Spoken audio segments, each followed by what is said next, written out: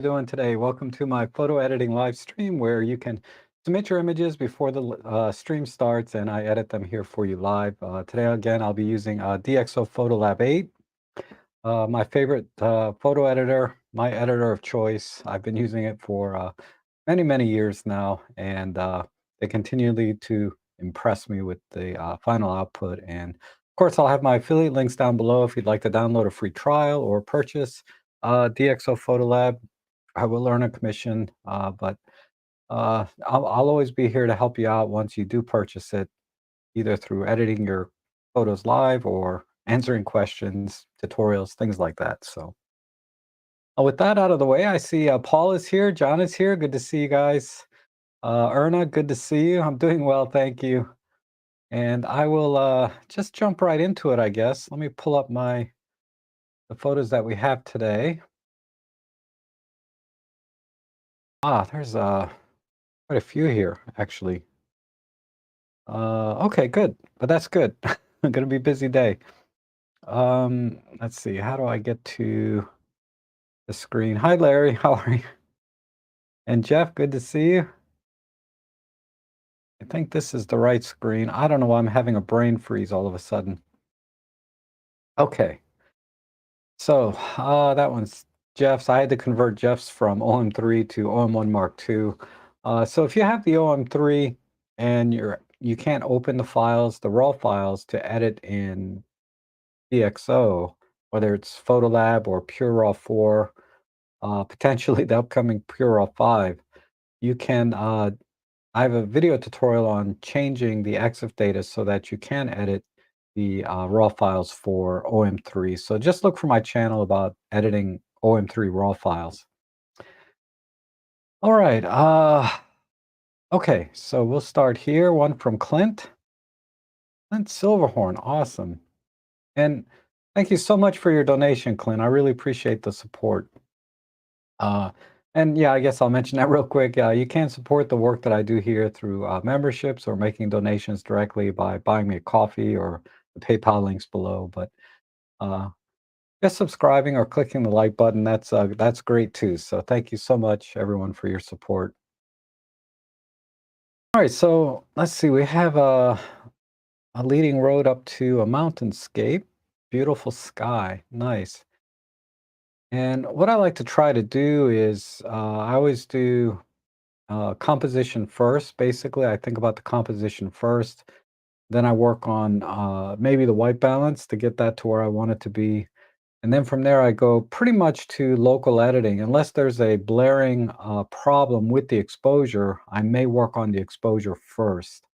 But this one's fairly well exposed. It's a little bit silhouette-y, but I'm just going to push the exposure just to see what's in the scene. Okay. And I assume it was exposed this way to save the highlights of the sky. So that was important to Clinton to make sure that's in the scene. And this must be a tight aperture. Yeah, f/22. That's why I'm seeing all these dust spots. Whenever you shoot wide, or not wide open, but closed down like that, the f/22, uh, if there's any spots on your sensor or lens, you're going to see them. So we'll need to clean up some of that, like this one spot here. And maybe a little barrel distortion. So let me apply basic preset, which, yeah, that corrected the slight barrel distortion. I think we may need to do a little bit of a horizon correction as well. Uh, the auto horizon thing never works. I never use that, but I'll just use the tool that's right there. I'm gonna zoom in. That side looks good. I'll move over. Yeah, that's good. Let's hit enter there. So that did a minus 0.58 degree tilt. Yeah, that feels better. So I'm going to use radial gradients. I'm going to go right to the local adjustments. What's this? They call this the a linear.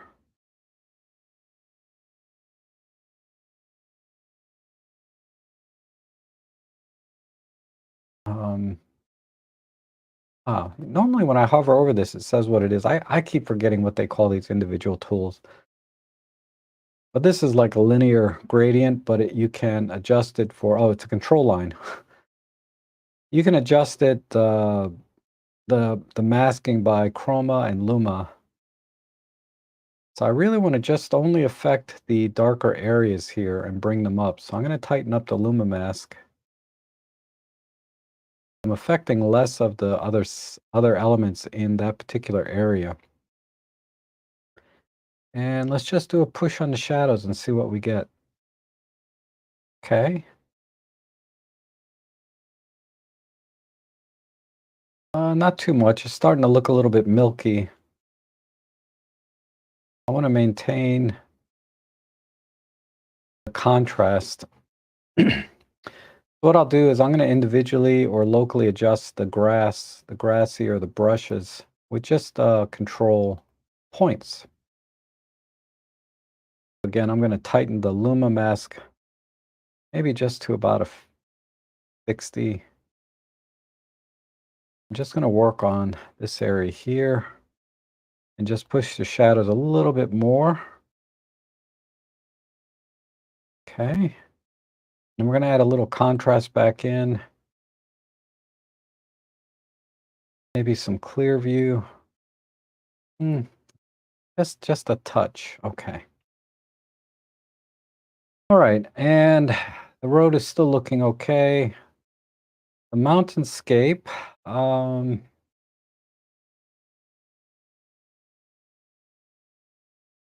Maybe let me work on the sky. I'm gonna maybe do this mountain a little last. So let's just work right there with another control line, and we're gonna mask it kind of on the brighter areas. So I used the eyedropper to kind of pick basically the luminosity and color that I want to adjust. So let's just work with the highlights. Just bring those in a bit. And then some clear view to give some definition to the clouds. I'm going to bring this down a bit. There we go. All right, I think that's about all I can do there. Maybe a little micro contrast. Just a touch. And all of the haze,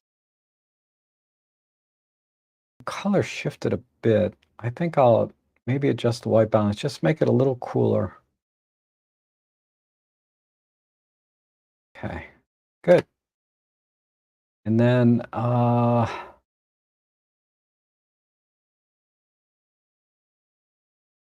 gonna debate if I really need all of this, but I like this vertical. Maybe just change it to a 5x4. Should have done that first. Right now, what is this? This is probably a 3x2. Oops, not 5x2. I want 5x4. There we go. That feels a little bit more. I'm gonna watch the corners here so that these leading lines come from the corners. Okay. I think that's better. And I just do a quick before and after. Okay, I think I need to adjust the road here. It's still looking a little bit soft and milky. I mean, I do see there's a lot of shine.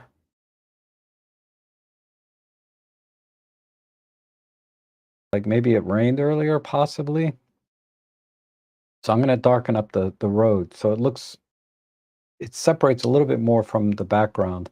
Because right now the road kind of leads in. It's all about the same luminance. I want to create a little more separation there. I can probably do that with, let me tighten up the chroma mask this time. Probably not enough separation that way either, but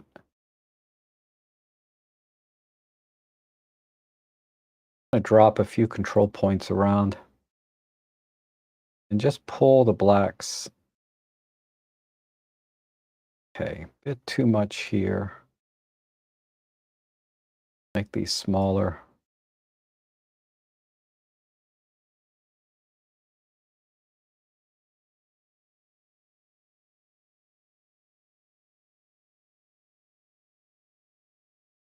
Hmm, not sure I'm liking that. I'm gonna trash that. Let me start over. Might need to do it with the control line.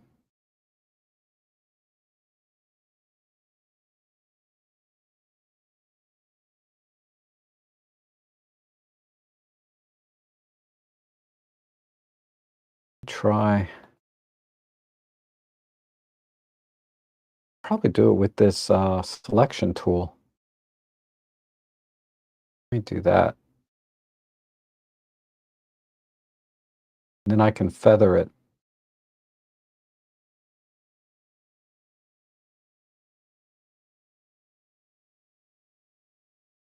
Okay, we're getting there.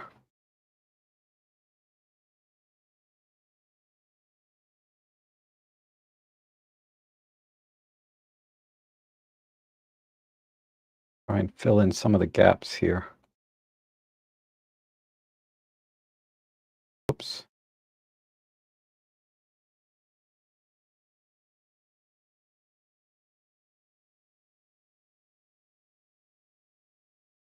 Okay.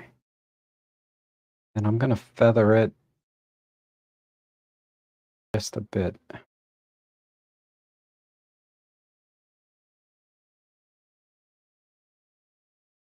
More here.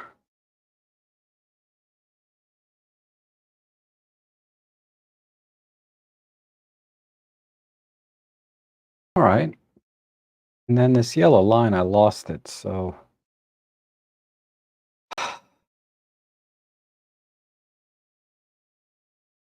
let's see if I can do this. I'm going to reduce the flow and opacity down just to do this a little bit more gentle.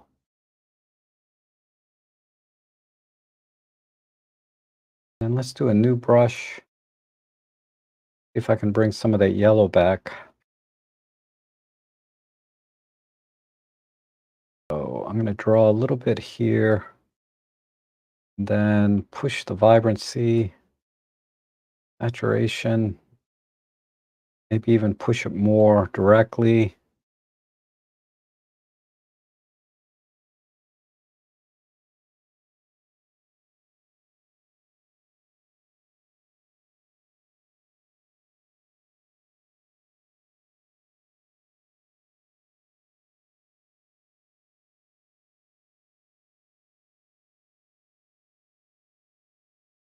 Okay.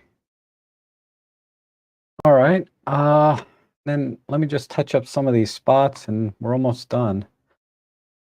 So, wow, there's a lot. I think something like Luminar, which has like this AI spot remover, to do this in one click. I need about a 5 on the size. I need to get rid of them all, but just enough so that they're not sticking out.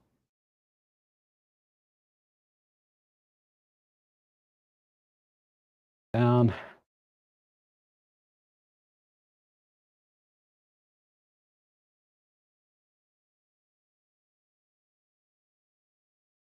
Is my opacity? Oh, my opacity's way down. Dang it. Let me reset. I gotta start over. I wasn't paying attention to my sliders over here. Okay, so we'll fix that one, that one, that one.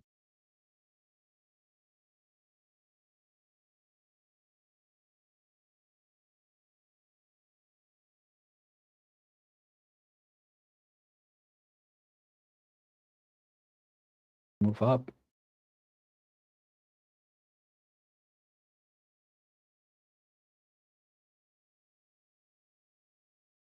Okay, good enough.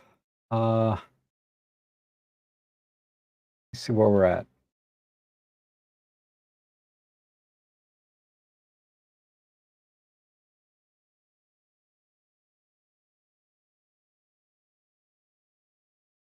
The sky. Let me look at my control line for that sky.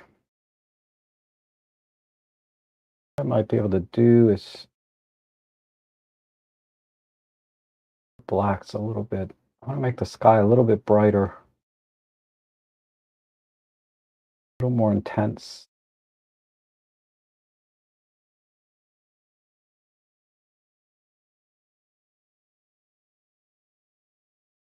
And then globally, the image overall just feels a little bit dark. So I'm going to go to, I like the tones that I have now, but I just want the image to be brighter.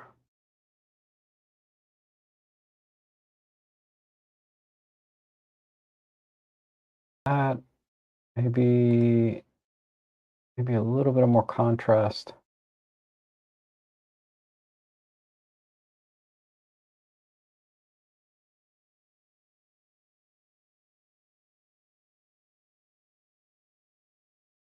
Okay, that's too much. Back here. I'm gonna it.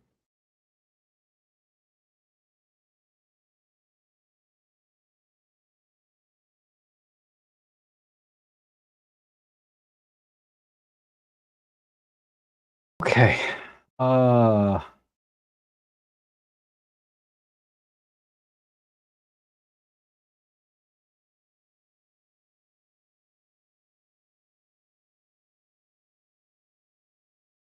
think I'll call it here. Okay. I'm going to export this one to try to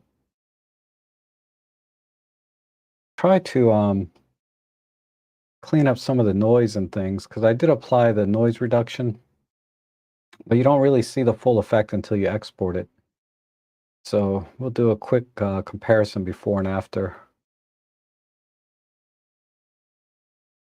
Let me arrange my screens a bit so I can see the chat section. Okay. I see Shakab has come in, Tim Adams, B, good to see you, Shri. Oh, Roberto, how you doing? Yeah, Close Encounters of the Third Kind, that's true. And Bert's walked in, good to see you guys. Darko. Let's see.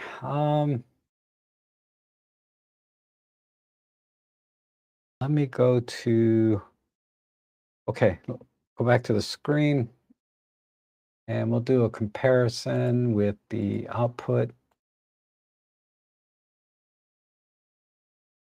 Let me reset it.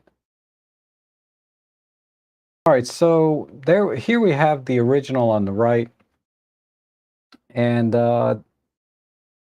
so I think it was, the exposure was done just about right. This would have been better to bracket this kind of shot, because it was a little difficult to bring the shadows back in. But the other thing is, I'm not sure why you shot at f22, other than to get maximum depth of field. But you probably could have done that at like f16 and gotten a little bit crisper image, because the diffraction seems to be softening it a little bit overall.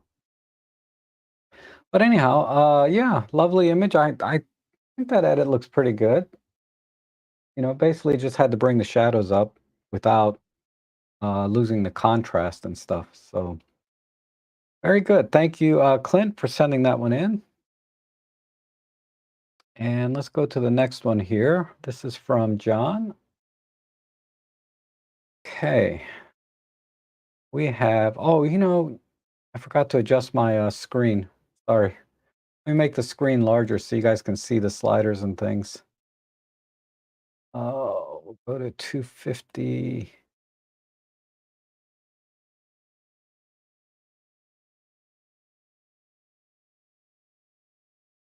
All right, that should be easier to see. So I have a Canon. A little blurry here, blurry here. The focus was here. So like I said, the first thing I always do is try to think about the composition.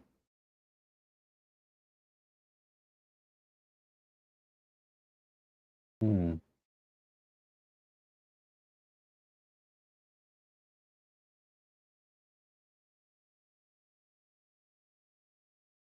So I'm wondering if I minimize this crop all the way into just the cannon, I'm kind of losing the context of where this cannon is because where the cannon is located, usually it's in the spot that it was originally set up, more or less. But the location itself is usually part of the story. I think I think it's okay if I go out a little bit wider because a cannon being on a hill overlooking kind of, they may have turned it around, but the context of where this cannon is, I think helps. Uh, let me apply a basic preset first. Let me do a perspective correction. Just the auto button here because it is just a little bit tilted. And I have these yellow, green, some reds up here, and then just this hazy area. Wow, the green is really strong. We're gonna have to minimize that. There's a green tint everywhere. I could do that maybe with just the white balance. That may, let me put the white balance thing on the cannon. Nope. How about these rocks? Yeah, okay. Not really seeing a good spot to take a white balance sample, but we'll start there with the cannon. I'm going to shift it a little bit more. Let me go over, let me go down here, maybe pull the greens back a little bit. Pick on this fence line. And I'm going to tighten that up a little bit. Okay, that's good. I mean, I could just go full on black and white. Try that. Hmm. No, we're okay. Well, black and white cures my green tint problem.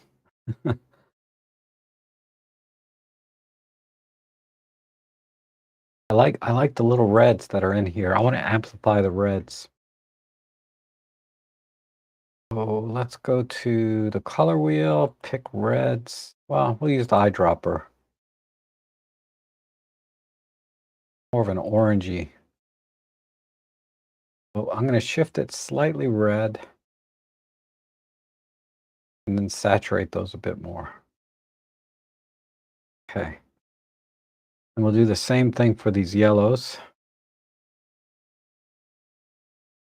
I shift it a little more yellow and then saturate those.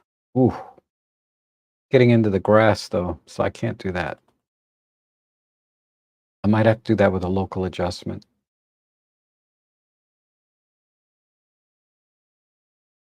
So this image is a little different because I started with global adjustments first with color, white balance,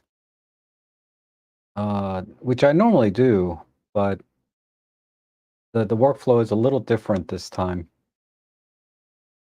I want to get the colors right. Usually I can do that with just white balance, but in this case I was not able to. I'm going to push that, maybe pull them in a bit. Okay, that's good. Now I'm going to crop in and get this part, this right side of the image out. I would do that with just a square crop. Come over here.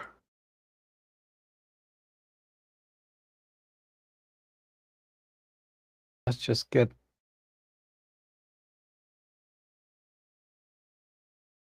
see what that does.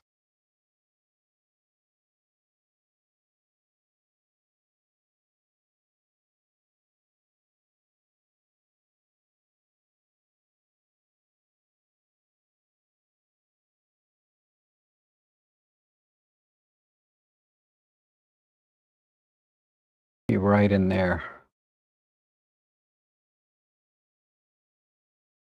All right, I think that kind of works. So we still have the context of this landscape behind this fenced in area here around the cannon, and a little bit of more pop on the reds and greens and yellows. I'm going to fill in some shadow areas here. Maybe just a little bit so we can see a little more detail on the cannon itself. Let me tighten up the luma just a bit. And then push the shadows. Give it some clear view and definitely some micro contrast just to bring out the texture a bit more. Yeah, that looks good.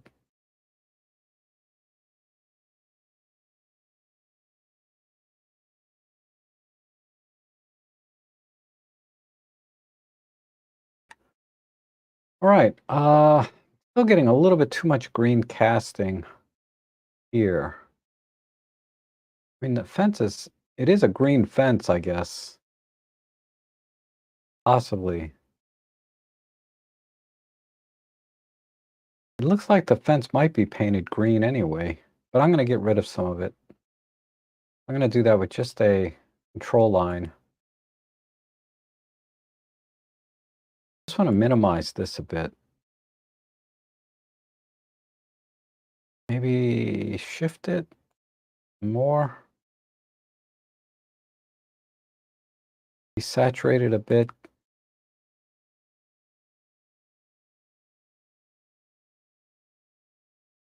Let's make this very tight.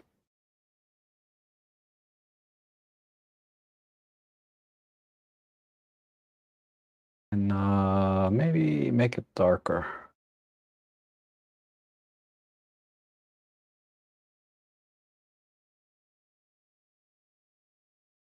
Okay, I'm gonna call it there. Maybe a slight vignette. Let me do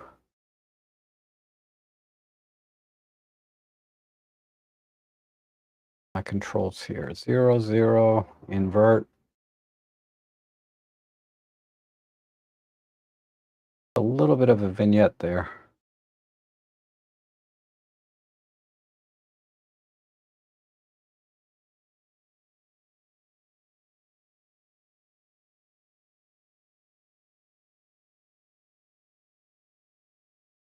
Too much. Just a hint. Okay. So let me export that.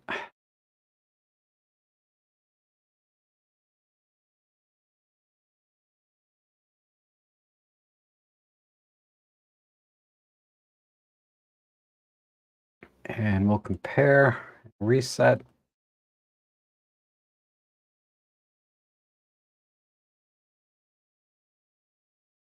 All right, so there's the original 3x2 aspect on the right, and here's my edit on the left.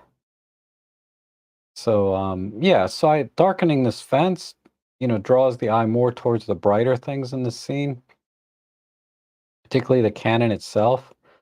Uh, I think that helps, and I like the framing of the fence as well. So if we look at it, yeah, hold on. Yeah, getting rid of this right corner. I like this open area, but I couldn't make it work with the cannon. So the cannon had to be the primary subject. So let me see if I can do a full screen. Yeah. I think that works a lot better.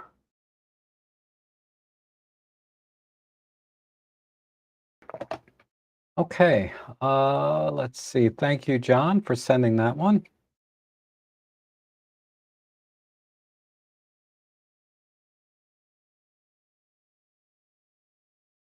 Okay, I was just looking at the comment. John said he thinks it's a cannon from a ship far from where it is now. That makes a lot of sense because the wheels are so small on it. So it doesn't look like it was designed to be used on the ground, right? It looks like it was designed to be used on a smooth surface, like either a ship or a fortress. So there you go. Uh, what do I know? All right. William sent in, let's see, a long exposure here. This looks like it's about a minute long. Depending on how fast the water is moving, what do we have? 30 seconds. Okay. So we need to do a basic preset. This will be pretty straightforward because it's one of these less is more type images, right? Where there's not a lot going on. Let's do a perspective correction. Yikes, that didn't work too well. We'll just do a basic horizon lineup.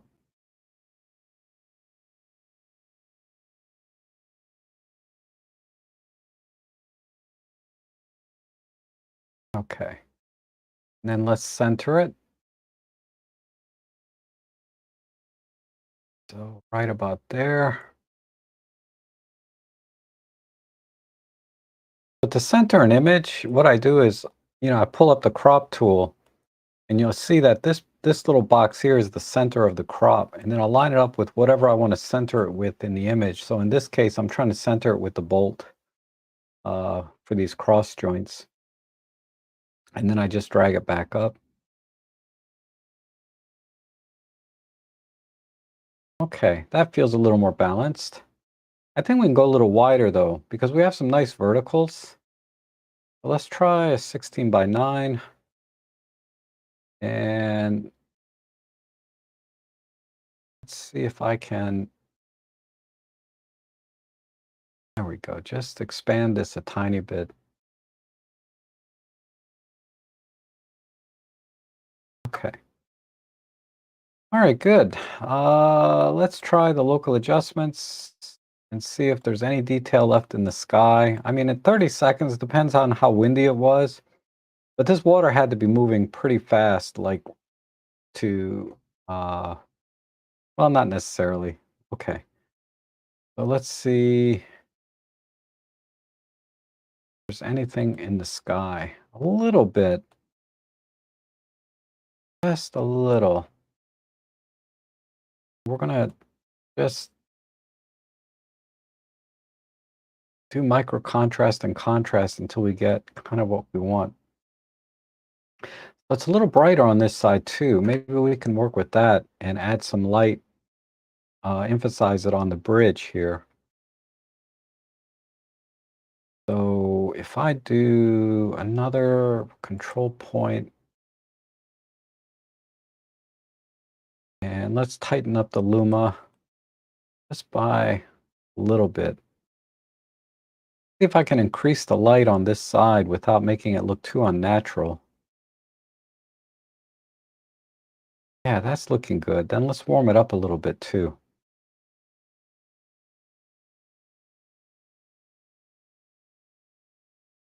And a little bit of contrast.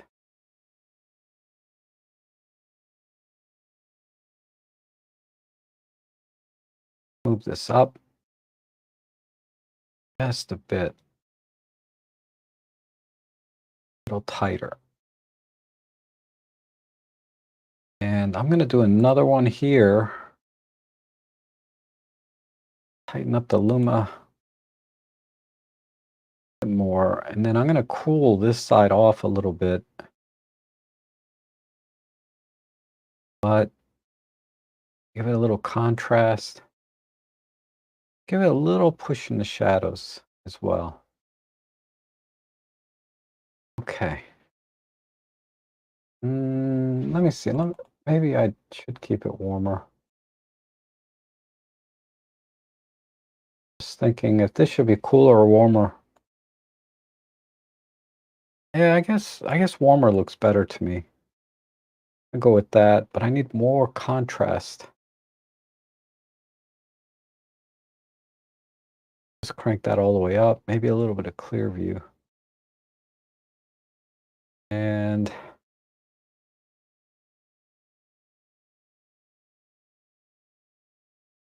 okay. Highlights. Do that. Let me go back to this one and do the same. I need some more highlights.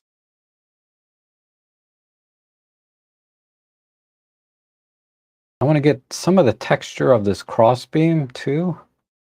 Let me work with a new control point, but smaller.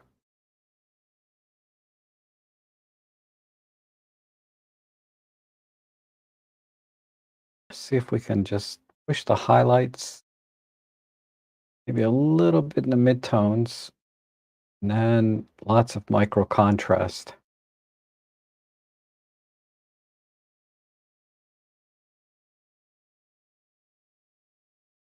A bit more there, a little bit more here. Okay. Yeah, that's looking good. And then just a light push in the shadows. Much right about there. I want to bring out this too. I like this. There's actually lots of things in here.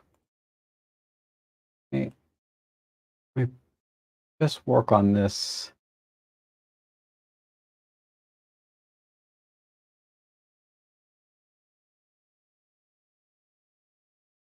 Highlights, midtones. Let me see where the mask is at.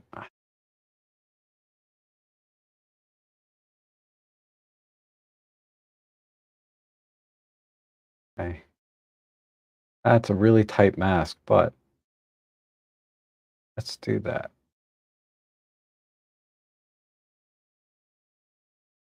All right, I like it. All right.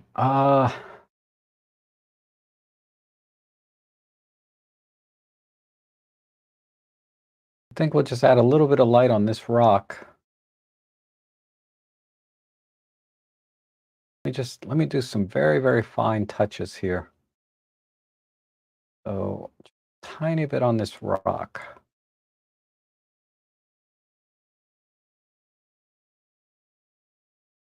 And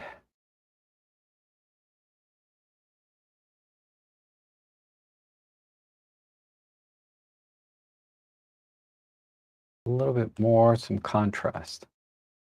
A little bit there, a little bit here. You see, that might be too much. Yeah, we'll leave that alone. Let's not get carried away. So the water itself is okay. Maybe I can make that a little bit punchier and amplify the light on the right side. So another control point here. Maybe not quite that high. Let's see what clear view does. Oops, let me hit a little bit there, a little micro contrast. Just a push to the highlights. Oops, too much.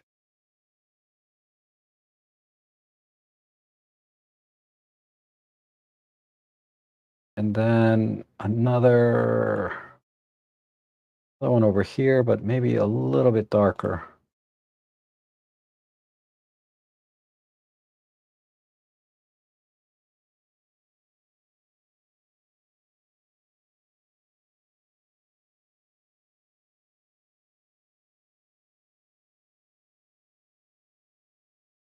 Hmm.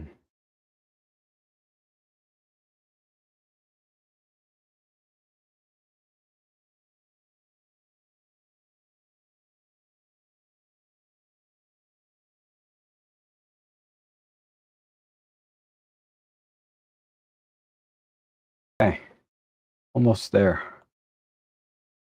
Needs a little bit of a push. Do that. Little contrast. I just want to make the water look a little bit glossy. And maybe a global push on luminance. That. Quite that much. Just there, a little bit on the shadows.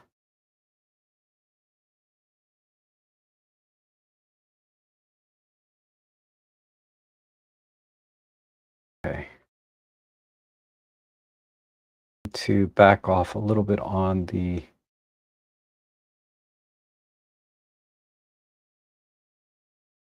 a little bit here and a little bit here.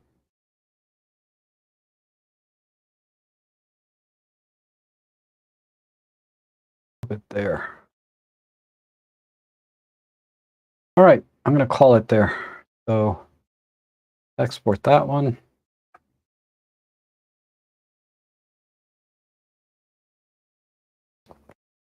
And do a quick comparison. Oops, not done yet.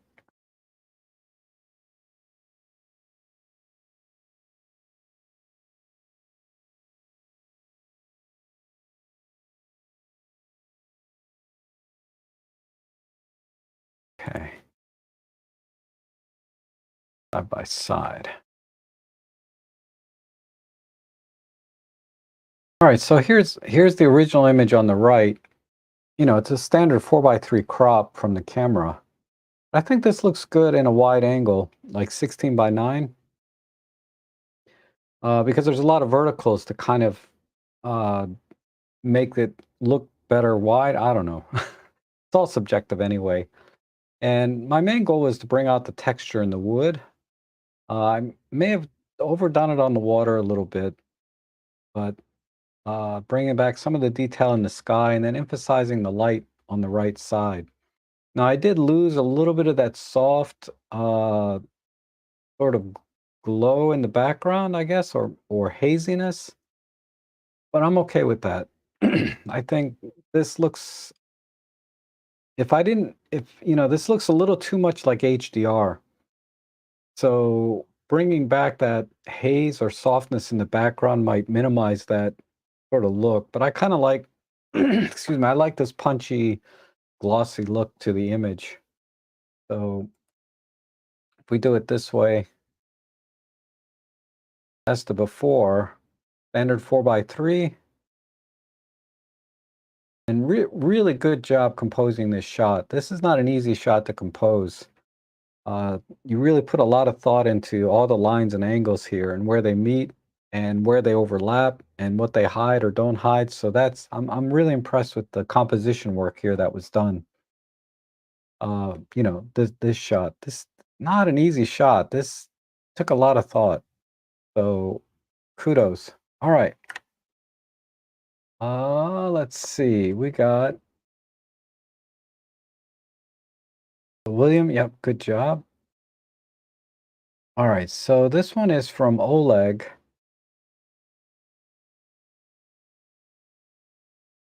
Give me a second here. So this is obviously this got some lighting all over it. But I'm wondering,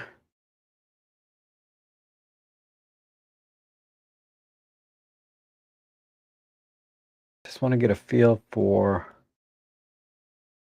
what would it look like without this lighting. Hmm. Okay, so I'm not sure what to do with this. I don't know why these trees are lit up this way, unless it's just part of an overall scene that's much larger, like maybe a half an acre worth of lighting. But this is like focused on just this one tree for whatever reason. So what would I do? I think we'll just start with my basic preset, of course. I'm thinking compositionally, if I just do a vertical on this side, that works. A slight tilt.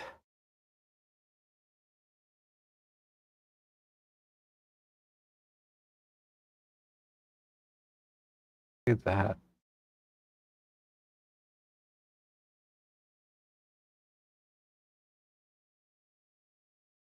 And then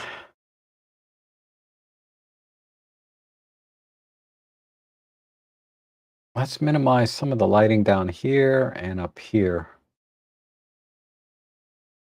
I'll just do that with a local adjustment. Just pull in.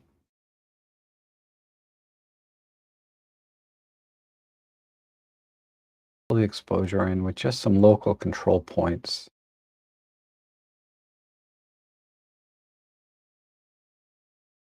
We'll do another one for the ground. This doesn't need to be quite as dramatic.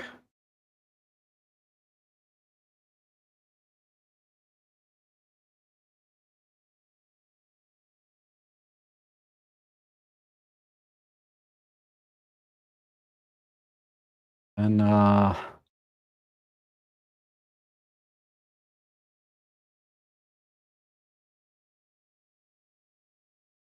too much there. Okay.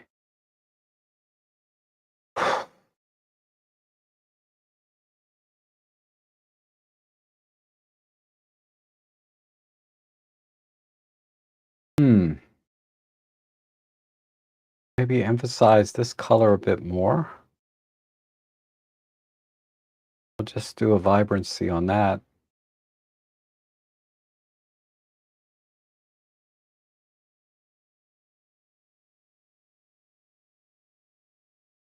A little bit there and there. And I don't like this one branch too much down here. I'm going to minimize this by exposure.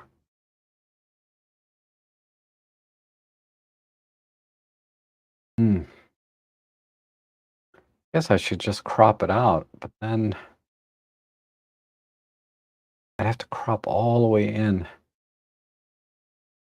Okay, let's just crop a little tighter, and then I'll brush it.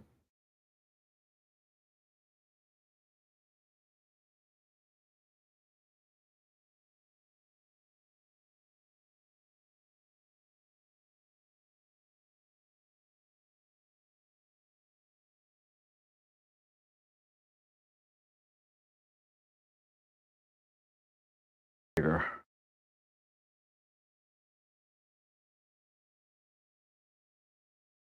Okay, good enough. All right.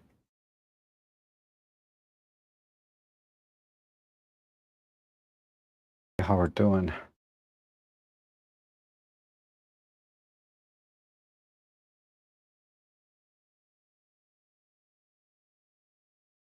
I don't know. Am I missing something? Like, no, I don't think so.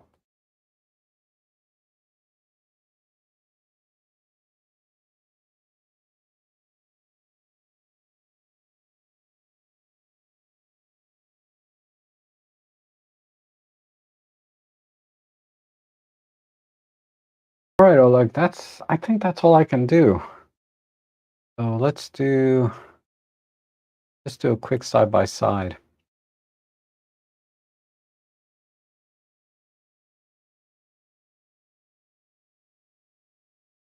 So this image is just about the colors, right? So I cut out basically most of the image that didn't have colors and got rid of this one distracting bush, stick or whatever this is. And I think the vertical crop works better because we're not really adding anything to the scene in terms of uh, going wide. I mean, there's a couple of star streaks back here, which could have been interesting. I think that's it. Okay. Thank you, Oleg, for sending that. And let's see, we have an osprey. Not blue heron. Yeah, it's that time of year, right? I need to get out and do some more birding. Let's do a preset here. And this was shot actually with an OM3. Just ignore this EXIF data. I had to change it to edit using Photolab. So we got a little bit of a reflection here we might be able to work with. So let me try vertical crop.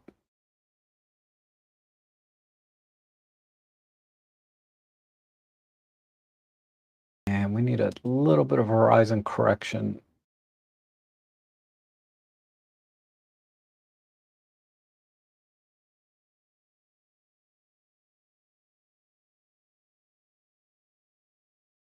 Maybe even a square crop. I don't need all that grass up there.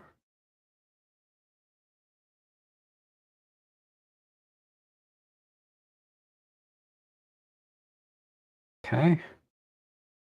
Now, this water, there's a slight reflection in here. I don't know if I can try and bring that out. I'm going to try.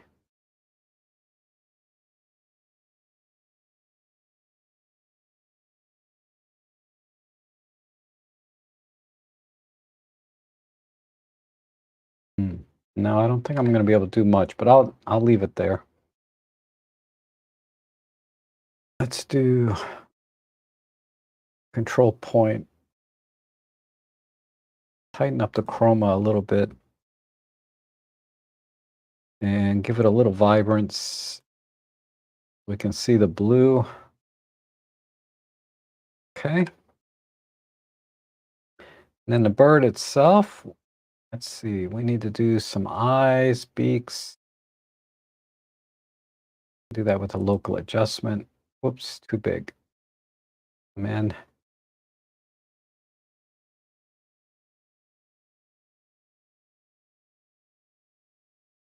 Let's brighten that up.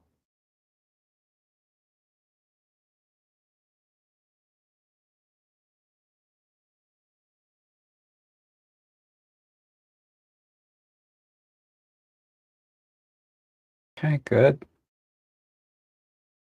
No, not there. Let's do a separate one for the beak.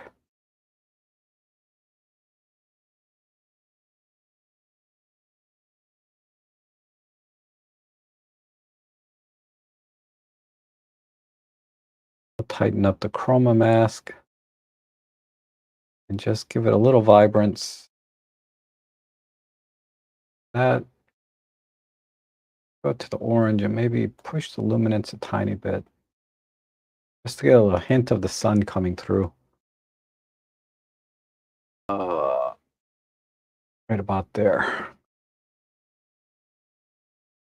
Then let's do one more on the bird.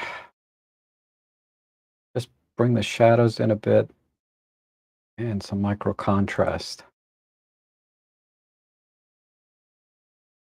We'll do that down here, down here. Okay, a little more push on the shadows. Go back to contrast a bit. All right, so okay, so I need to further separate this bird from the background. Let me try a little bit of a global vibrancy on there. Just give it a little more push in the midtones.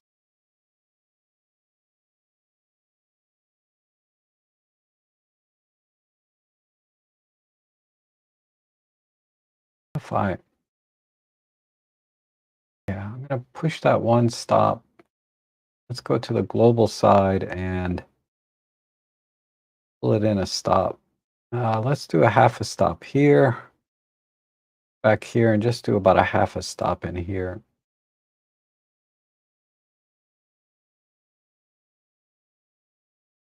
I'm gonna go back. That's good. Let's see how we're doing.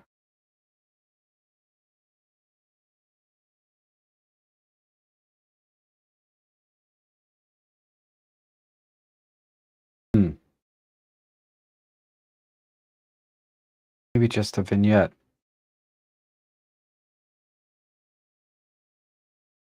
So let's inverse that. Turn these off.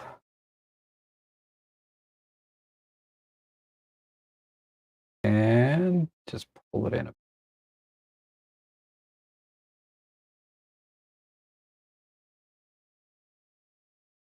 Okay.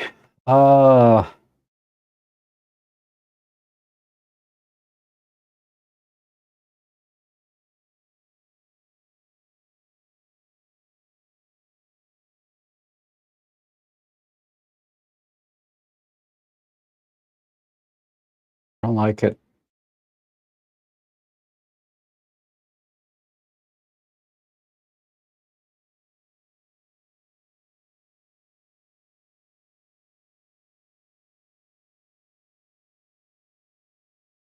I'll warm it up a bit.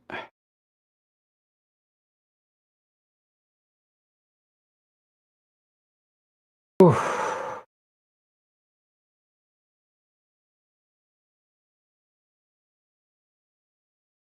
Oh, I don't like it. Maybe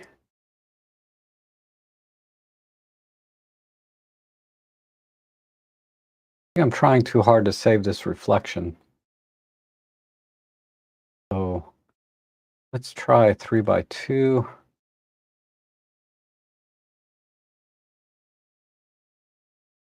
Just come in later.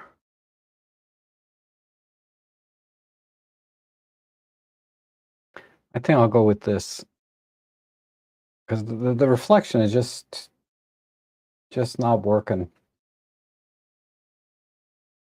All right, so let's export that and we'll do a quick comparison. Any second now.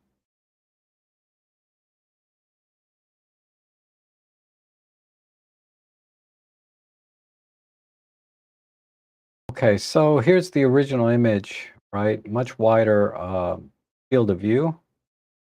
I was trying initially to maybe save this reflection, but I had to keep all of this to do that. So it just visually wasn't quite as appealing. This one here on the left side, I'd have to do a lot of work to try to minimize this busy background. And at some point you got to say it's not worth it. And just try to work with what you got. So if we just kind of do a rollover, I just want to emphasize the eyes and beak here, and then a little bit of the detail and contrast in the feathers. So if we go back, that's what I tried to do. So it should be obvious. A lot more detail and contrast in the feathers. The eyes and beak are a little brighter. And I think that's a decent crop. Okay, let's go to the next one.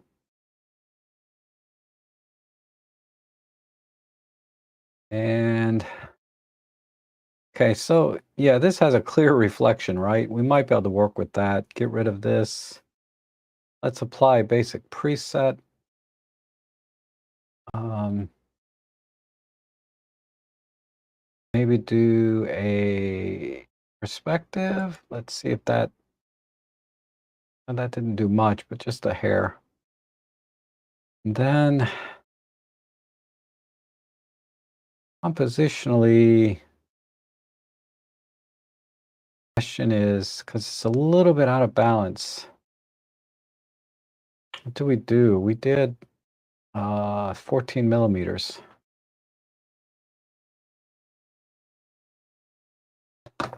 So I think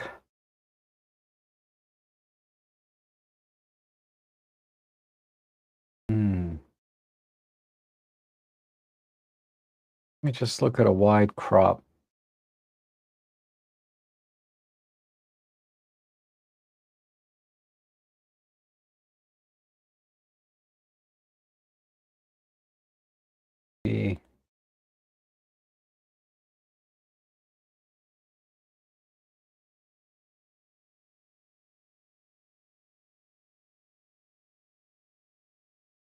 Let me just come in.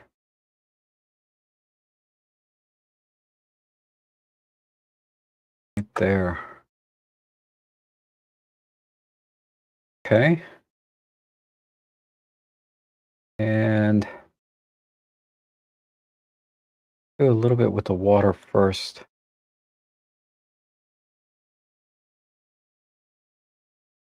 Pull clear view and blacks.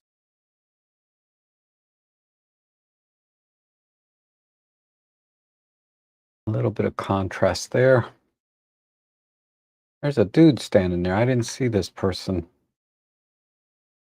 Let's try and even the exposure a little bit. So I'm going to pull the highlights down a bit. And I don't know if I can do anything with these windows. Probably not. But let's just pull. Just try to balance.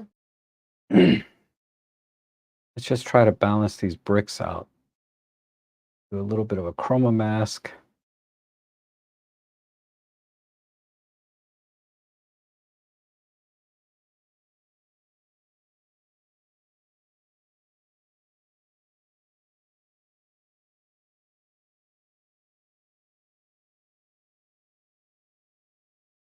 Okay.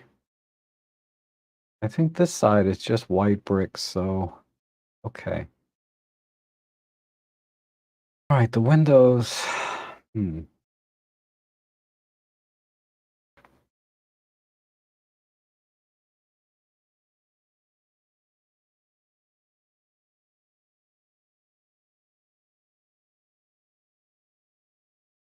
No, let me try some stuff over here. I push the shadows a bit and some contrast.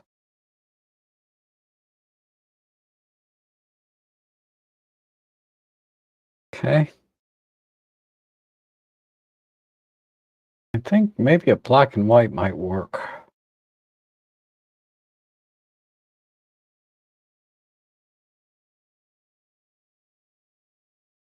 Yeah, I like the black and white better in this case. I'm going to try and manipulate right in here a little bit in the sky. So let's go to the channel mixer and see if I can bring the sky in a bit more. Then some local adjustments on this ivy right in here. Much tighter luma mask though. That one. Much tighter here. There we go.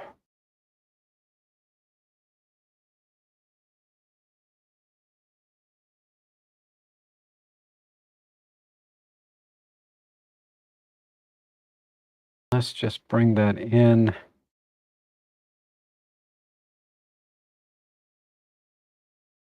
That. Maybe do the same thing there.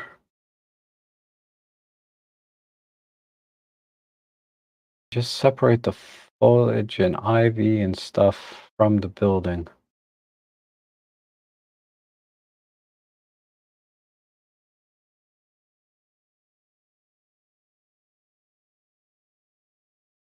Might be a bit too much.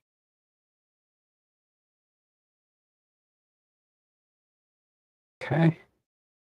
And globally, do some clear view to make it a little grittier. Add a little more contrast the old-fashioned way.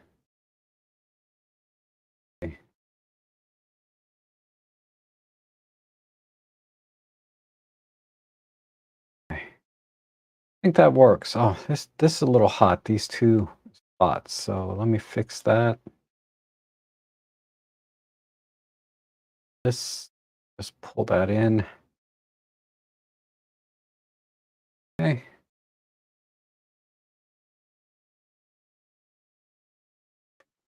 And I don't really need to fix this, but I'm gonna get rid of this one little corner. Okay.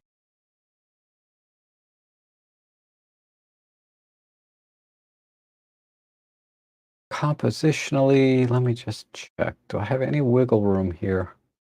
A little bit on the right side.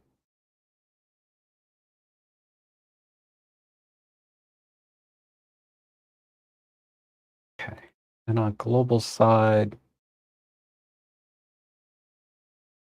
Try.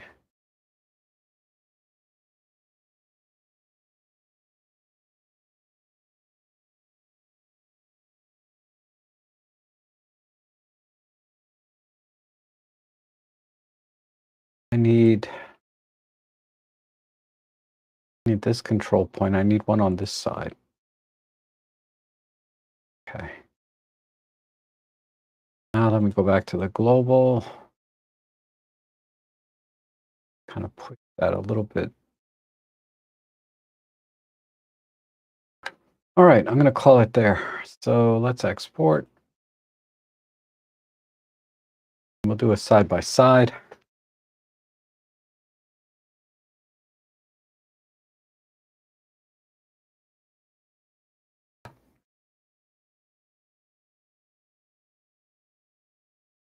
Almost ready. There we go. Reset.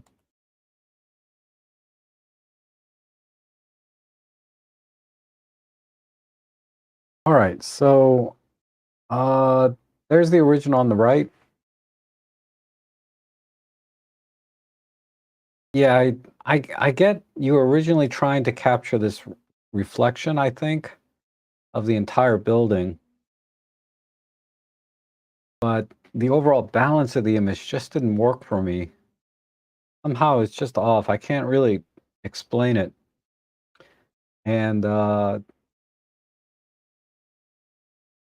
so I cropped in, and I think 16 by 9 wide looks better. And I got rid of this little bit of brush down here that was kind of distracting. And then I tried to, balance the exposure to the left and right here so that it's, because this is really, really bright here, much brighter than it appears. Uh, because of the color red, it doesn't look quite as bright, I think, as it could. But anyhow, the let's do it this way, a split view. I think that came out pretty good. I'm not sure why I went black and white exactly, except that on the color, the greens weren't quite as strong as they needed to be to keep the reds in, red and green being complementary colors. So, and then everything else was kind of flat. I don't know. There's potential as a color image, but maybe with a different composition. And then this guy sitting here is so small in a scene, you may not even notice him right away by looking at this picture. But I think the black and white works for this image better than the color. Okay, let's go to. So Paul, thank you for sending that. And you said that you used handheld high-res shot to smooth out the water. Okay, good use of the computational feature. All right, here's one from Shakabe. Let's edit this one. And so we'll do a horizon correction, fill in the shadows a bit, brighten the eyes. I think, yeah, that's all we need to do. So I saw Tim was asking, what's my basic preset? It's nothing special. I do nothing here. So I do nothing in the light panel. I don't do anything in the color panel. I'm trying to think. Primarily what I'm doing is I'm applying this Deep Prime XD, applying lens sharpness, chromatic aberrations. This is basically the standard DxO preset, which is, you go down, DxO standard. If I select DxO standard, it's pretty much that. The only difference being is I check this box and this box, right? Which the DxO standard box does not. And let's see, I think that's all I do. I don't do anything here. Yeah. I think that's the only difference is I add the addition of purple fringing and automatic detection of the purple fringing. I think that's all I do. Sometimes I back this off because sometimes it over sharpens a bit, so I back this off sometimes. One of my presets has that. But I think that's it, basically. Okay. But if you just use the DxO standard preset, it's going to be pretty much the same, other than these two little checkboxes down here. So DxO standard, right? Let me do that one more time. DxO standard. Oh, and the DxO standard, yeah. So I need to apply D prime. Sometimes I back this off. Then I apply this and this. And that's my preset. Some people like to apply the noise reduction last, so that's why the DxO standard preset doesn't apply any kind of noise reduction, I guess. My computer can handle the noise reduction. It doesn't slow down the workflow. With some computers, you have to do it last because it would take forever for you to edit an image. I'm going to straighten the horizon. Maybe I'll just use the tool again. Doesn't have to be perfect. Okay, good. Now the question is, do I keep? No, I don't need to keep any of that. There's a tiny bit of a reflection here. See if we can balance the composition a bit. Maybe have the birds higher up in the frame.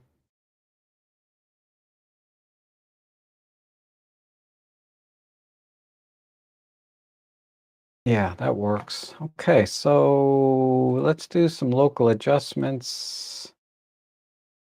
Now, what I might do is the shadows are so dark.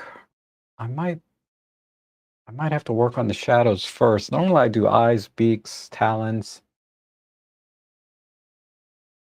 But if I have to do some major things on the shadows, sometimes that makes me go back and readjust the eyes. I'm just gonna give it a little push here. Give it some contrast.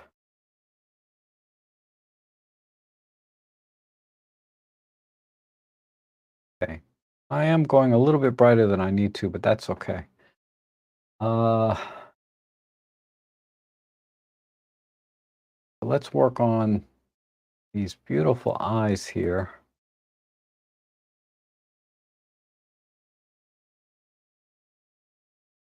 Same idea, a little bit of a push to the shadows, some clear view, micro contrast.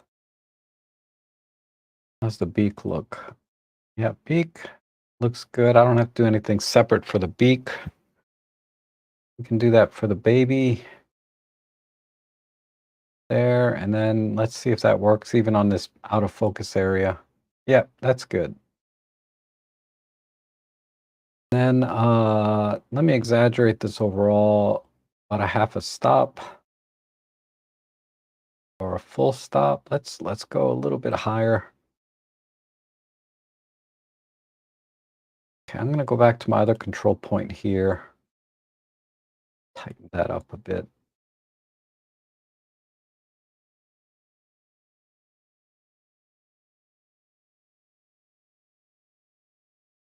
Okay, a little brighter. All right, now let me go back to the global settings and let's pull the exposure back.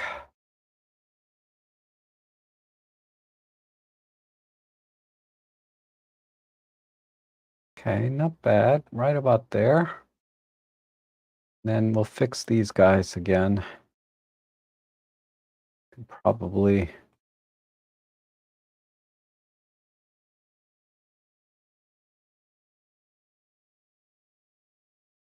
It's just smaller.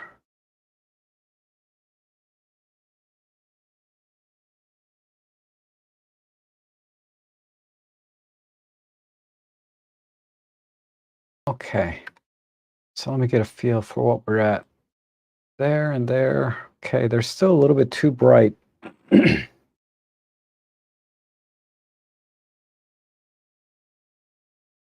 So Which one was it? This one, right? Maybe back this off a bit.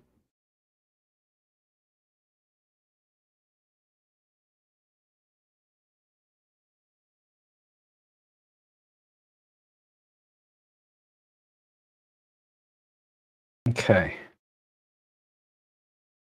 A little bit brighter here.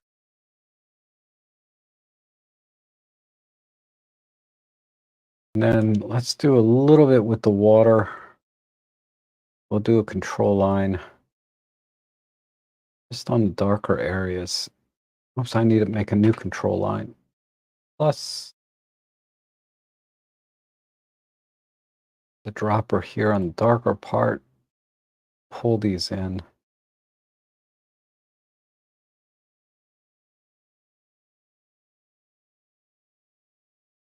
Hmm.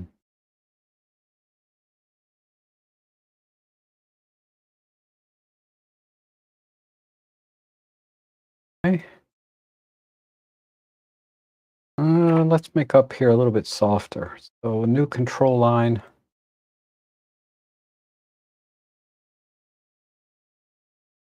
And pull the micro contrast in.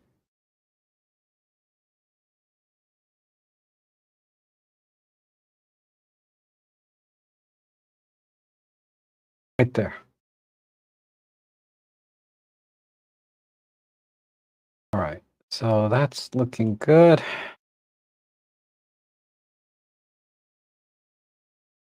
This baby needs a little bit more work.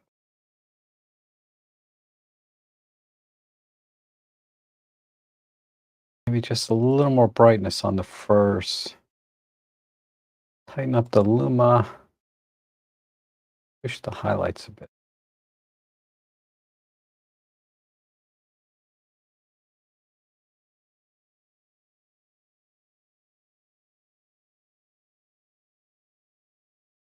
Okay, I think I'll call it there.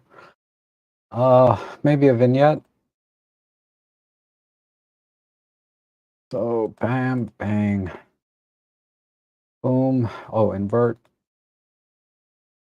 And let's get that out a bit more.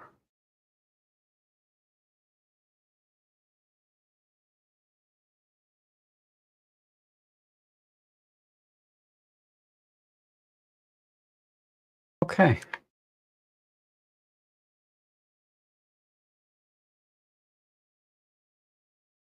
If this is a bit too hot.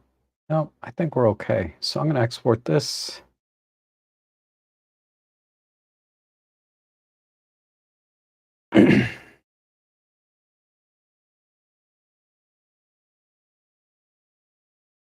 And let's see. Do a side by side, reset, F9, bang. All right. So yeah, this original, just like Shakay was saying, is a bit soft and underexposed, right? Uh so let's see how we did. Yeah, I definitely had to bring up a lot of the shadows, and I want to do that first because sometimes if I work on the eyes first and then do the shadows, then the eyes get too bright. And that kind of happened when I went from the eyes and then I went to do the water, and then all of a sudden, yeah, the eyes were getting too bright again. So, but they're easy enough to adjust because you have the control points are all layered, so you can select which one you want to work with. So if we look at it this way, um, and then coming in, and then let's take a closer look at the details. I think it's not bad. The depth of field is so shallow. But yeah, you can see that the optical corrections really sharpened up most of the areas that are in focus. Yeah, that looks really good. So very good. All right. Let's see. Next one here from Bert. Oh, sorry. I did this one. Okay. We'll do a basic preset. Go this way. I have a waterfall. Gosh, there's all kinds of stuff in here. Let me just brighten this up. I have a waterfall, but it looks like a water spot or a flare. I can fix that though. But yeah, there's a lot of water spots or flaring here. There's lots of people in here enjoying breakfast or lunch. Very likely breakfast based on how the light is, coming in from the left side.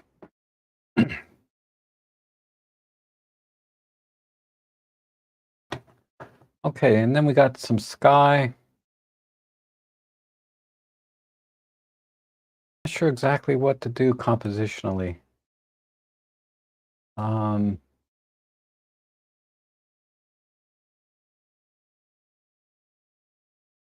do a perspective and see what that does. Okay, that works.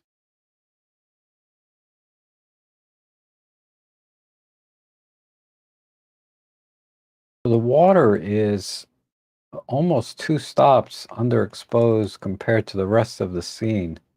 Because if I move the slider 2 stops, now the water looks pretty decent. So I'm just trying to get a feel for the dynamic range of the scene. So we need to bring in about 2 stops. And then maybe the sky needs to come down about 2 stops. So yeah, there's 4 or 5 stops here that we need to work with. Well within the range.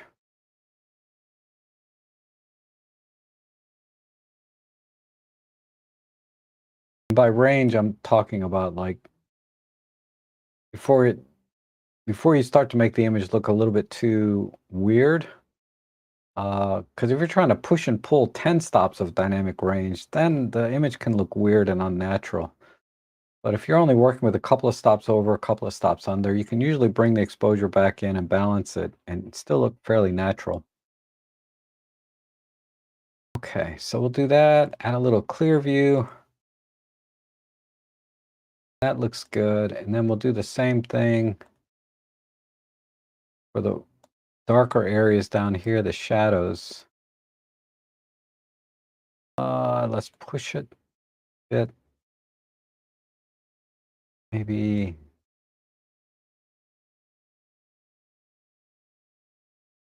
this way. Come up.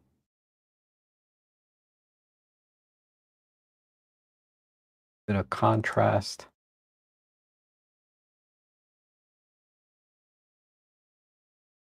Contrast. All right, more shadow.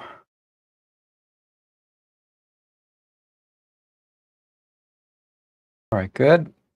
Now, let me fix this water. I don't like this one spot. So we'll just do that. Not down there. What if we clone?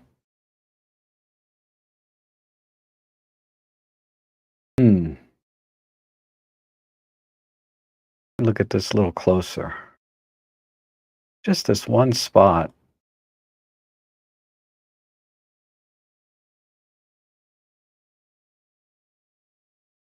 Is that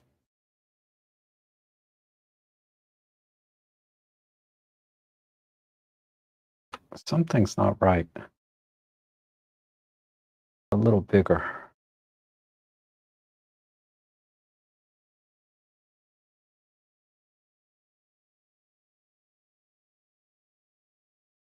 All right, good enough. Dang it.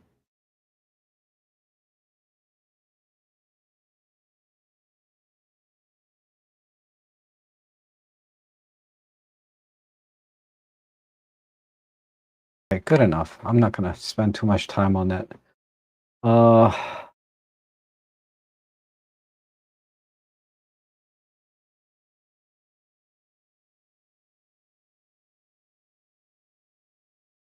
Hmm. This almost looks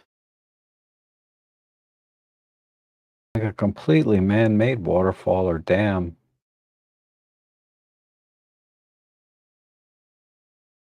Okay, let's work with these flowers and windows and everything. Um, just bring the highlights in over here.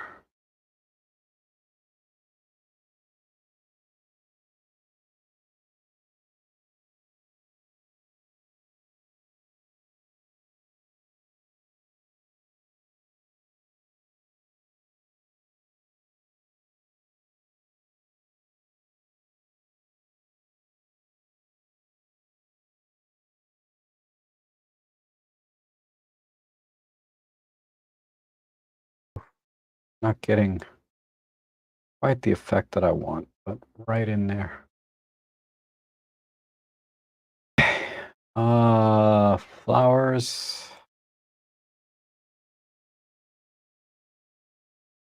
Let me try a global thing on the flowers. They're just kind of all over the place. I'm gonna just go to the reds. Let me do an eyedropper. See what we get. Pretty much a reddish orange, but let's pull off the orange a little bit. Just push the reds. Okay. So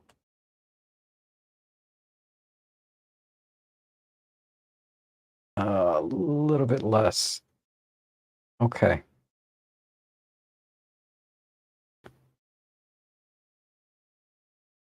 Okay, that's good. Now, some of these greens in here, I want to push, do that locally.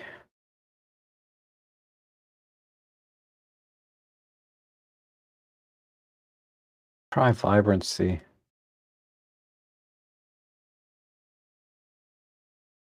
Oh, let's do it this way. Hmm. Problem is, these are kind of yellow, so shift it a little bit.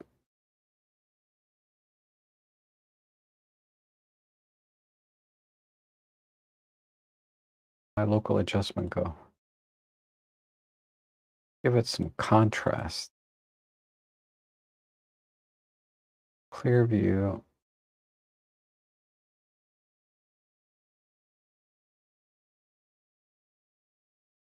Hmm,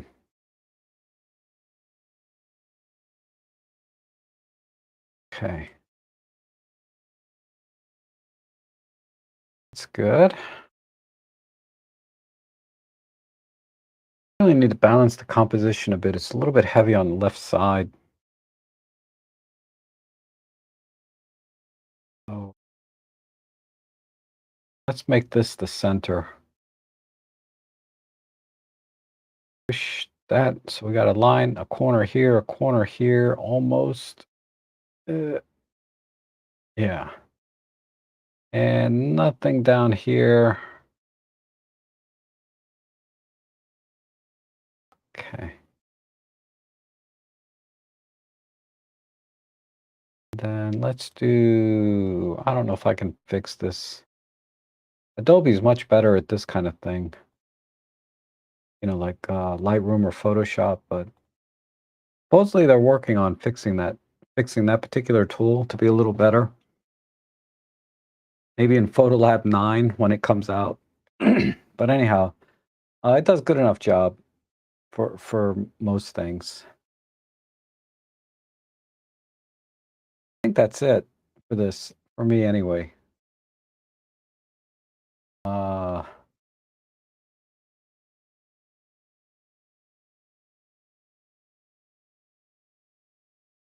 I need to fix the color a little bit.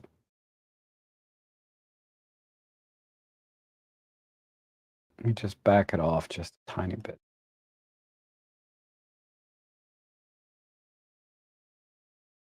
Then just a little bit of here, a little bit of a push in the midtones, just globally.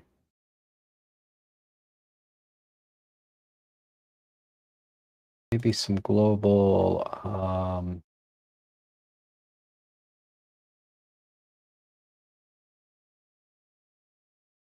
pull this back, push this way.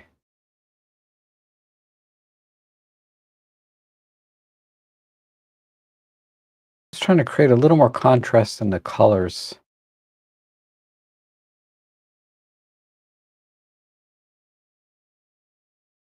Okay, I think that works. That works for me. All right, let me export this.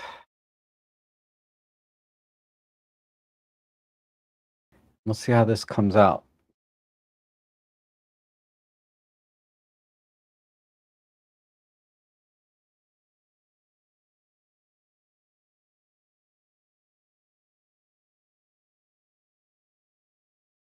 Okay, so on the original, on the right, like I was saying, is working with the dynamic range of the scene. We had a lot of wiggle room, so we were able to bring in the sky, bring in the water, to balance this a little better. I mean, I don't want them to match because obviously this is in the shade, but just bring it up enough so you can see the details. And the reds here look okay. I washed them out a little bit. I wish I could have kept that. Ugh. I think the reds here, I would need to get it to go back to this red. I like this red better over here. But other than that, the composition, doing the perspective correction and then leveling the horizon, all that stuff, bringing the highlights in. Pretty straightforward edit, I think, for a scene like this. Didn't have to really do too much with the composition overall. Just kept it a vertical crop, but just a little bit tighter. Uh, so that I could get sort of these, at least two corners to come in and center on the waterfall here, to be in the center of the image. But I think it still looks fairly balanced. So if we do it, look at it more of a full screen. So there's the before, and there's the after. Okay, let's go to, I think there's only one left here, right? Yeah. This one's from Larry. Okay, so we have kind of a rainstorm in the desert. These are always interesting.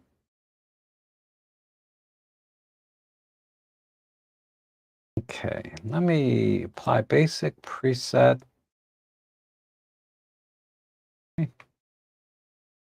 Uh, just brightness to see what's in here.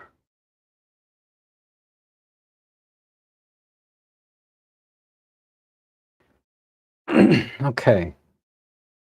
I think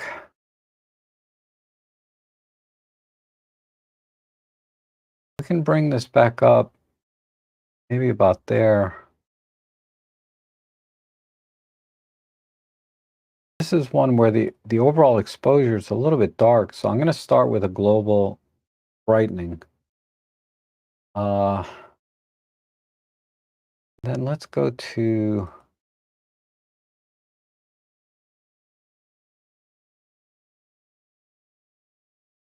I don't know if I can just pull the highlights here. Some contrast. Yeah, that looks good. Let's do a separate one here. There's a little bit of a rainbow here, which is interesting. I don't know if I can bring that out, but I'll try. Let's do a new.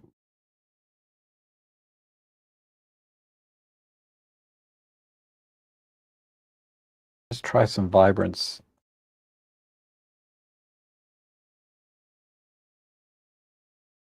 Okay, good. Whoops. Gather that a bit more.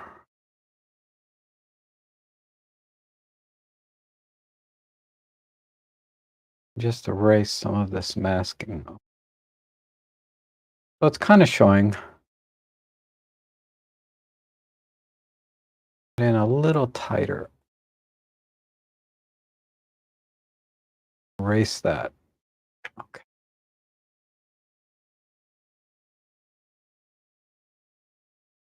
All right, did that do it? Yeah, that makes it look good. And I like the contrast up here and here. Compositionally, I'm trying to think, do I need any of this? I need to straighten it a little bit. It feels like these poles are straight. So let's just try perspective correction and see if that doesn't do jack. So let's see. How much do I need here? I need to cut off. Let's do a 3x2. Just need to cut off a little bit of the bottom.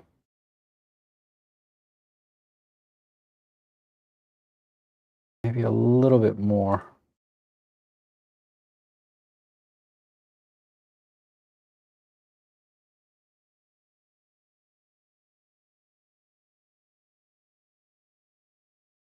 Okay, let's work on the foreground.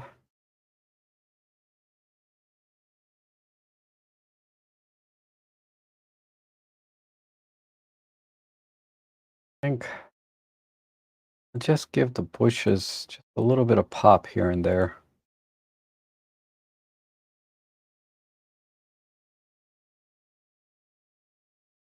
A little bit of color. Some contrast.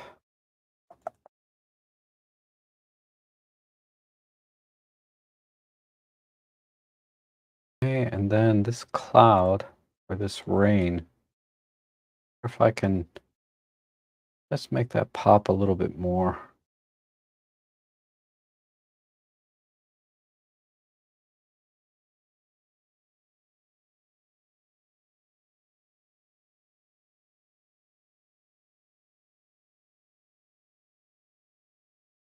Right in there.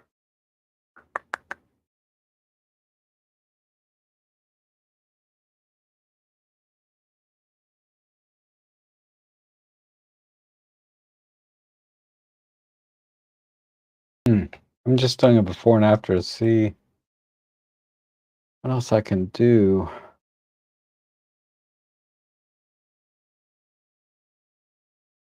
Maybe, let me go back here. Let's do a new control point. Let's just work a little bit in here.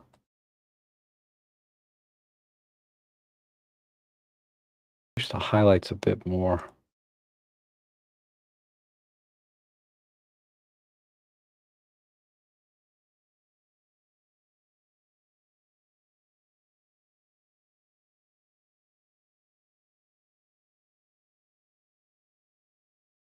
Not that last one. Okay. I think that's all I'll do here. So,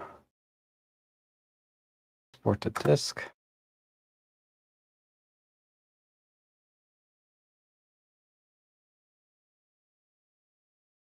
And once that's done, we'll compare it. Reset.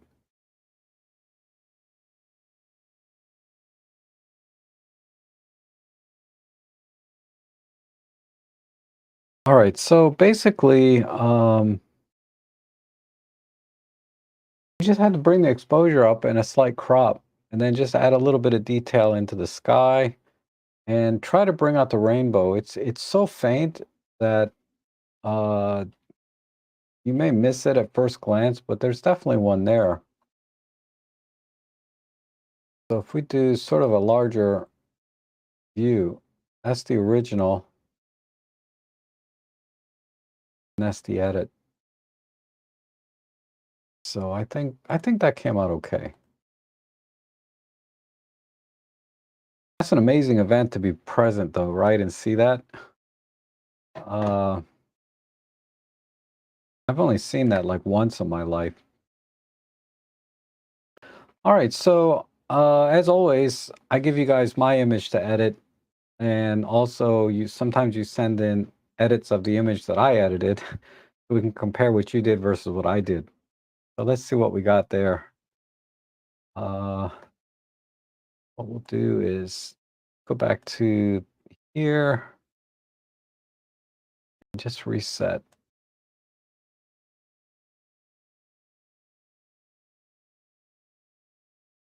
Okay.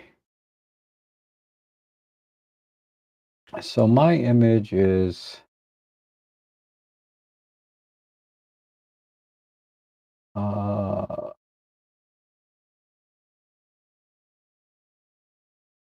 oh, this is Shacabe's edit. We can compare that while we're here. Let me set that as the reference.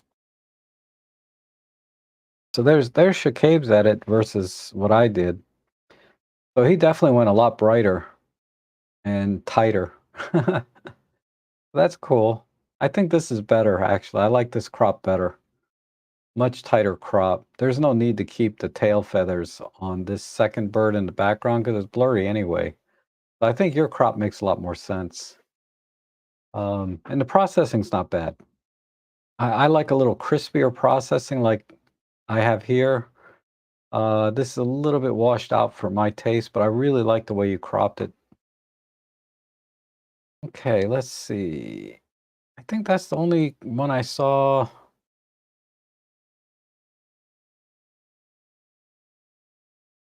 I don't know if you guys sent one that was an edit of your own image. I don't see it.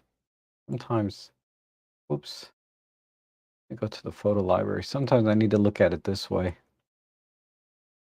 Uh, yeah, I don't see anything else other than Shacabe's. So let's go to my original edit or my original image. So this is the image. I just took this out of the side of my car while I was on my way to my sister's house. So I pass by this barn once in a while. But all I had, I think I had my 25 mm lens on here. But it's a really pretty scene in the winter, or sometimes there's a beautiful fog coming rolling down these hills, or even on a bright sunny day. This is just, I think, a really beautiful scene. So I always try to get a picture of it. If there's no cars around me, I try to get a picture of this on my way to my sister's house. So let's see what you guys did in comparison. How you edit this? Because I don't think I edit this image exactly. So it's none of these. That's mine. Okay, here's one from Dan. Whoops. Okay, so yeah, I like the 16:9 crop. This is a really nice black and white edit. Uh, yeah, very good. Nice balance in the composition. Good job on the tones. Everything looks good. I like it. Yeah, if I had a longer lens, this is probably the composition I would have taken in camera. But given the lens I had on the camera when I was driving by, uh, required a crop like this. All right, let's see. This one here. Wow. So we did a little bit of lens flaring. This might be like a Luminar Neo type of thing, because this would be hard to duplicate if it wasn't already there. Okay. Yeah, I like it. Really strong sepia tones here, though. Really warm. But yeah, very similar crop, 16:9. Get a little tighter. Okay. Let's see what else we got here. Okay, this is a little more straightforward. This is a very different crop than the other two. Obviously, I think this is still 3:2 or 4:3, but the color processing is interesting. You really shifted everything kind of orange.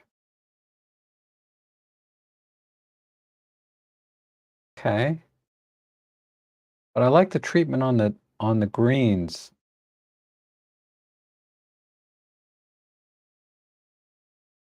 This is an interesting crop. I'm trying to figure out. there's kind of a little bit of a, your eye kind of gets led into the scene a little bit by the darker areas. If assuming you start here in the foreground, if you just go right to the center, you would start here and then come around. I don't know. It's an interesting crop. I I I mean I like the crop, but I can't explain it why I like it. Okay, good job. All right, let's see what else we got. Okay, this is this is Bert. Bert's doing kind of the same thing. He's putting a lot of the the, the subject here off to the left with this tree. But yeah, I like the processing here in terms of colors. I like this processing a little better. This is a little closer to how I would edit it. Um, but wow, it's a little bit too tight on the corners for me. I think a little bit wider crop would have been just right. But I like the color processing. Let's see, that might be it. Whoops.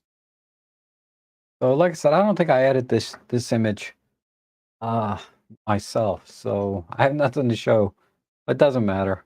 I would have done something probably with a crop like this, but with processing more like this in terms of colors.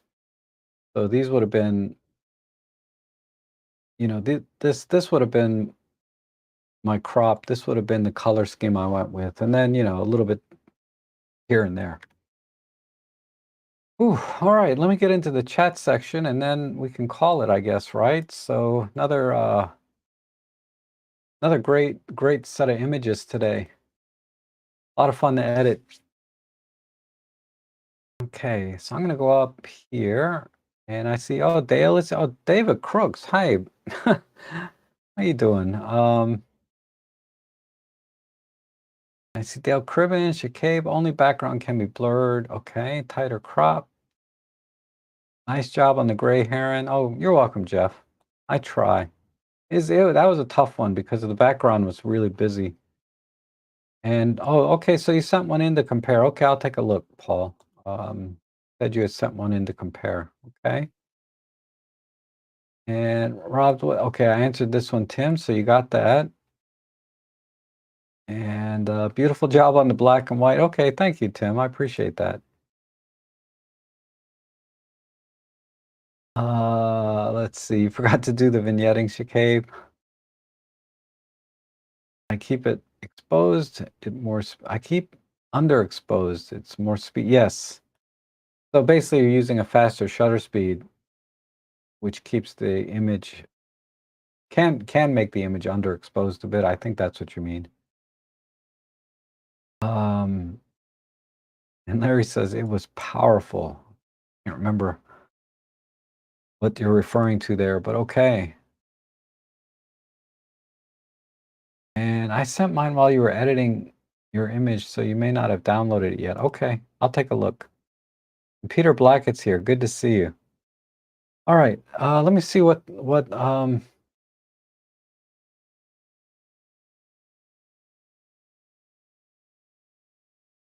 I my brain just froze for a minute. Let me see what Paul sent in. Okay. Oh, I see. Jeff sent in some edits. There's a couple of more new edits here of my image. So download that. Download that.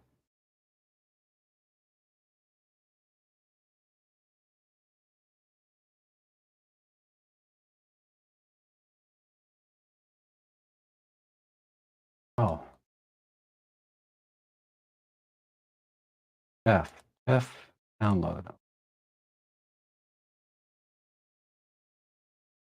And there's one here from Paul. This is the one Paul's talking about.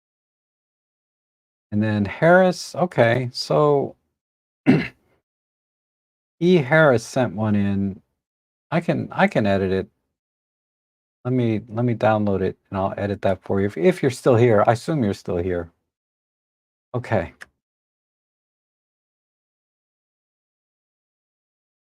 All right.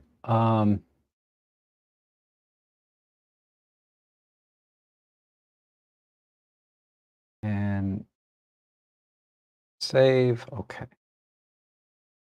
Save. Let's take a look.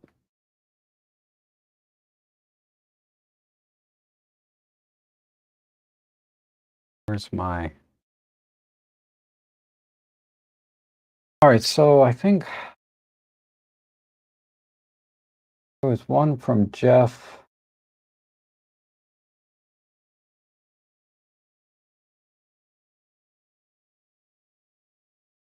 Okay, so this is Jeff Painter's edit. Yeah, this is very similar to how I would edit. I would have kept the reds a little strong on the barns, and then this 16:9 crop. So this is sort of the combination of the other two images that we saw earlier. But this is probably exactly how I would edit it. And then the heck was sent in? There's Jeff's. There's Paul's edit sent in. Let's look at it in DxO.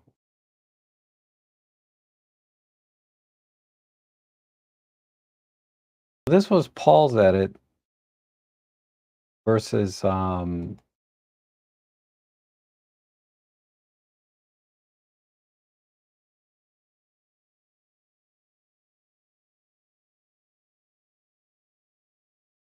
my black and white edit of that image. So yeah, you definitely kept the water reflection complete for your edit. And then yeah, brought in the highlights. Because this was really, really bright over here. You did a lot of the same things other than the crop. This side here, you could have brought the highlights in a little bit more maybe, but actually it looks okay. And then push the shadows. Okay, so yeah. Basically it's a color image of what I did, but with a more of a 4:3 crop and keeping the reflection. Okay, and then let's see. Harris sent one in. Where did that go? This one. Oh, Grand Canyon shot. All right. Do preset. Oh, okay. So basic preset. There's some nice colors in the sky. So this is probably sunset or morning. I've never been to the Grand Canyon, so I can't tell. Whoops, I'm sorry. I can't tell if this is morning or evening for that particular area. Uh, we'll try and bring some of the sky in and add a little more dynamic range here to um, the scene, but I don't want to lose the very soft haze that I see. I always like to leave the haze in the shot when I can. Uh, let's go right to a control line, pull this in. Sky, I don't mind getting rid of the haze.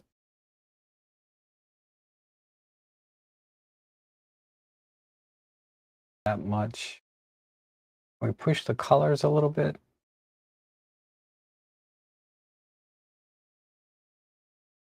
on the vibrance, because I feel like a little bit of a purple hint. So just give it a little bit.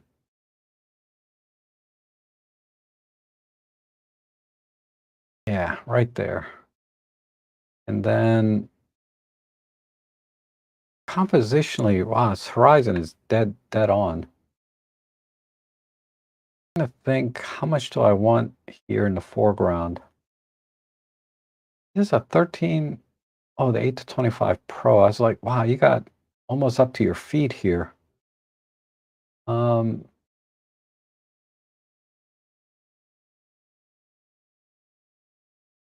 I wonder if I go really super wide.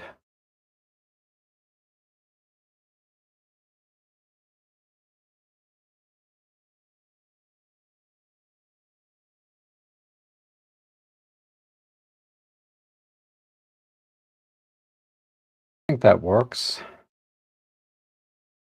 And let's do some global micro contrast.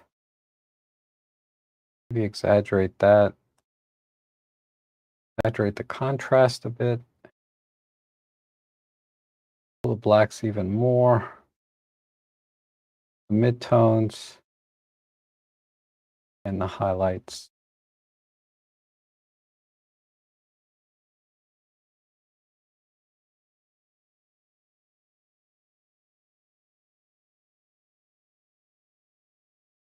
Hey,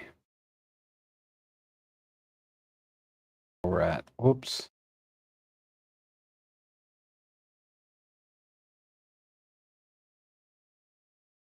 Okay. Kind of lost some of the orangey tones. So let me, what did I do? I would have jacked up the white balance.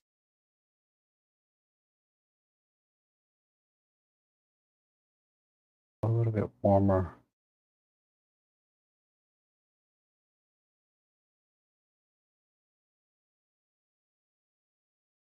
Wonder I can just pull some of these in.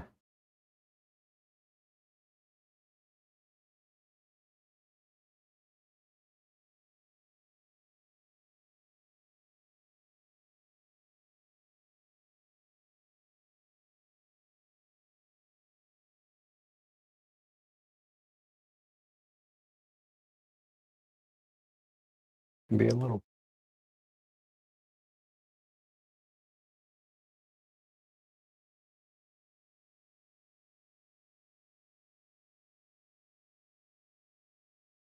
Okay. I think that works. And then just a couple of pops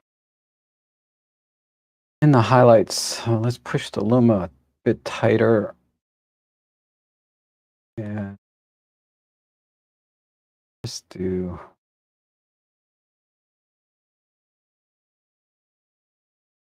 something like this.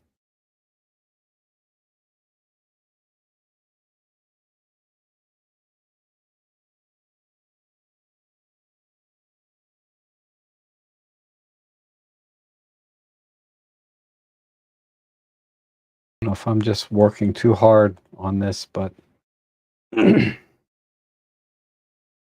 just want to get a little bit more kind of pop into the Grand Canyon here.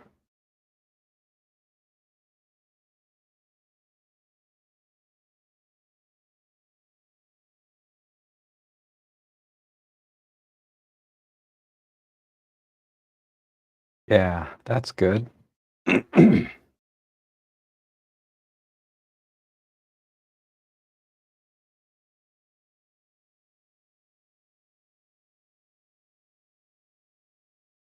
There's that one, and then this one.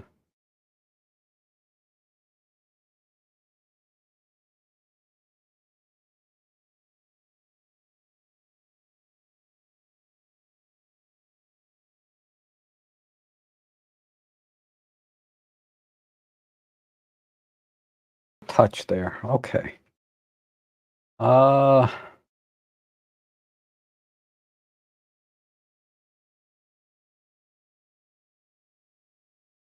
so I think all I need now is I'm losing that sort of redness clay look.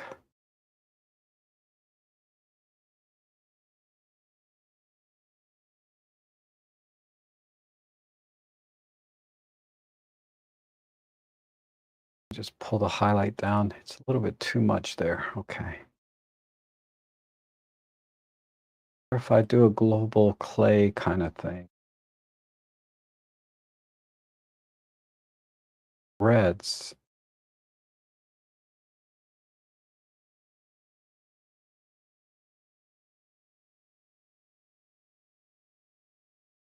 Okay. There we go.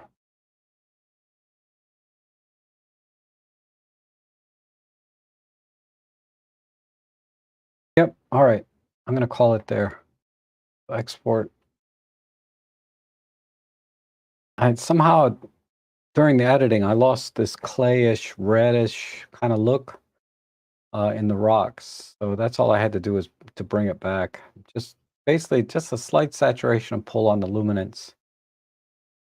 Let's see. This one and reset.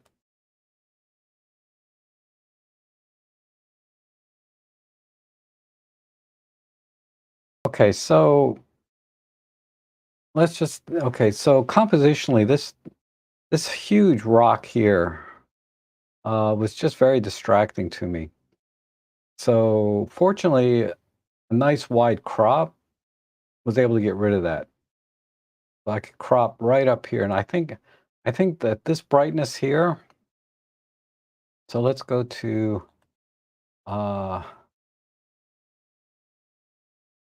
to a full screen. So see how bright this rock is right here. I'm going to try to duplicate that in a few spots here, right? Because theoretically, if this rock is this bright, then so is this rock over here. These two are the same brightness because they're exposed directly to the sun. All of this up here, I should have done a little more work up here. But you get the idea. And then the shadow areas, I just crushed them black. You know, these are probably this is for the most part crushed almost completely to black, which is fine. And I like the texture in here that I was able to pull out. So overall, I like this edit, and I like the wide crop and getting rid of this foreground here because this is really distracting. But I get why you had to include it because how close do you want to walk up to the edge, and you want to get a nice wide shot. So there's no way to frame a shot like this without getting the foreground in or risking your life, right? But I think, yeah, I like this edit here. I think this looks pretty good. Maybe a little more push on the reds or something, but overall, I'm pretty happy with that one. Okay. Uh,